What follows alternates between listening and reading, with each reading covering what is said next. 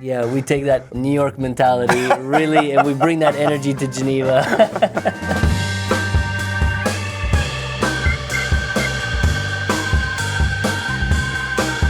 Hello and welcome on Watches TV. We're at the Four Seasons Hotel here in Geneva for the crazy watch week.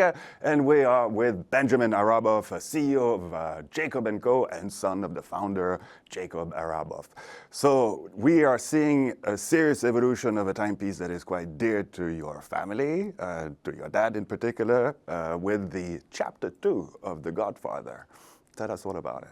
Yeah, so here we are, chapter 2, and the inspiration for the whole collection actually was that The Godfather was the first movie that Jacob saw when he moved to America. And, you know, that was 45 years ago, and it had a lasting effect on him from the moment that he wanted to launch the first collection. So here we are with Godfather II, a follow-up to the first collection, which is and was extremely successful for us. Mm-hmm.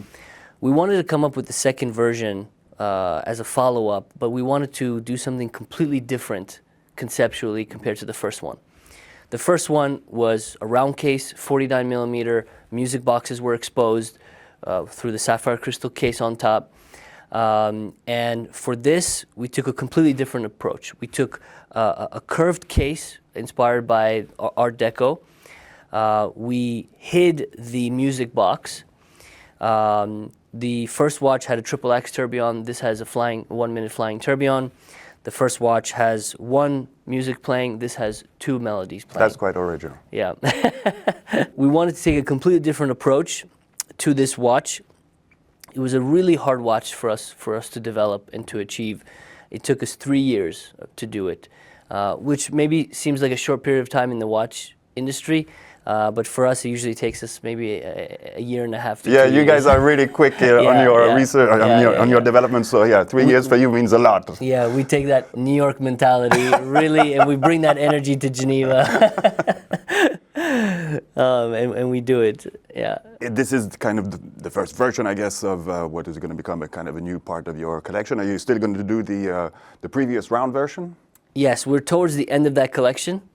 So this we're only going to start to deliver towards the end of this year, and we're slowly phasing out the first collection. Okay.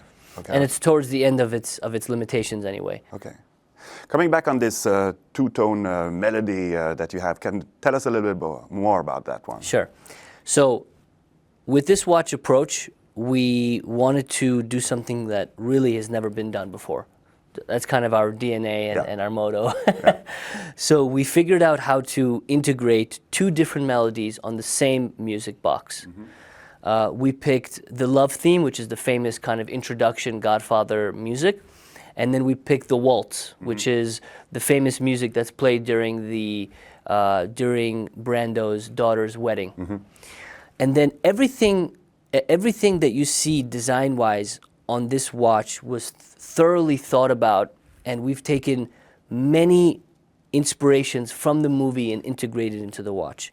For example, the rose, which played a significant part of the movie, during the wedding, Brando had these famous meetings, and it was kind of an opener of the movie to show that he had power and respect, and people trusted him, and people counted on him.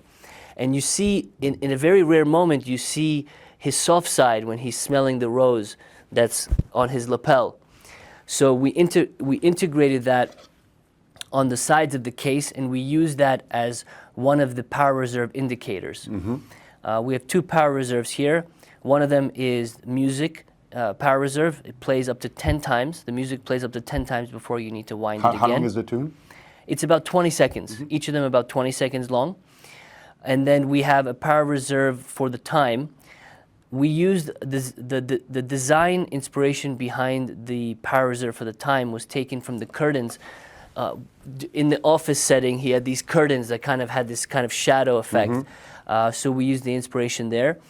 And then we used on the back of the watch, which in my opinion is just as beautifully designed as the front, we used the actual music notes from the love theme to cover some of the piano, and then exposing the barrel on the top part.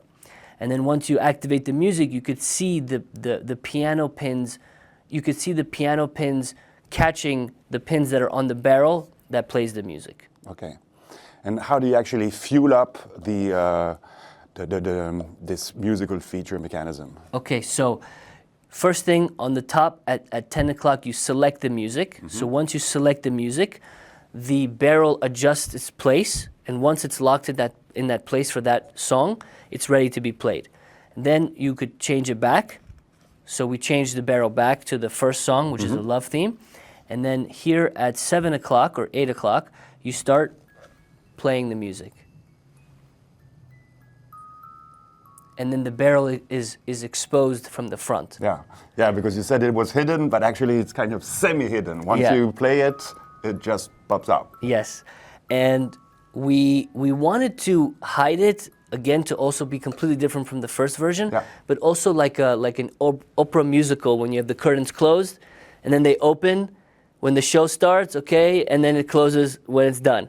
So we took inspiration from that to have it closed when it's not playing, and then open when it starts to play. We could have had it completely exposed, but design-wise, we felt like it's more appropriate if it's closed and then it's open when it's playing. Yeah, it gives a little element of surprise also. Yeah, exactly, yeah, because our watches are animated. You know, people love to show our watches and you know, either play the casino or play an oil pump or the Chiron with the WNV16 engine. So this is like, okay, you show it, and then when people see it, you know, it's already a wow factor, but then when you press the button and then you see the music playing, it kind of adds to that surprise element. So what were the main difficulties that your team encountered during the development? It's to get the melody really perfect. There was a lot of research and development put in a lot of energy and effort put into figuring out the technical aspect of the music barrel. Okay. Because there's only so much space. Yeah. And we wanted those two songs specifically. It's not like we came to them and said, oh, you know, any song is fine, figure it out. We wanted the love theme, which is kind of the famous song, and then the waltz, which we felt would be appropriate for this watch. For sure, for sure. And actually, when I saw it initially in picture, I thought it was going to be pretty big, but in fact, it's quite compact.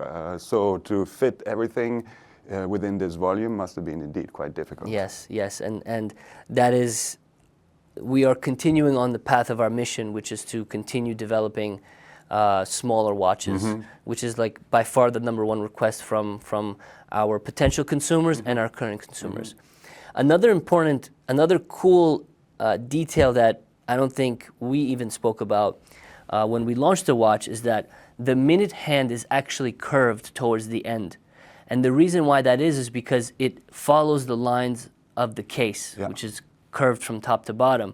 If we didn't curve the minute hand, we would have actually had to increase the height of the watch. So the solution was to curve the minute hand towards the end, so it falls in line with the case. Okay. So in terms of production, what are we talking about? It's limited edition to 74 pieces. Okay. And we're going to start to deliver them towards the end of the year. Okay. Well, thank you very much for having us, Benjamin, and well, nice evolution of one of your signature timepiece. Thank you so much. Bye. Thank you. Bye, guys. Thanks for watching. See you soon.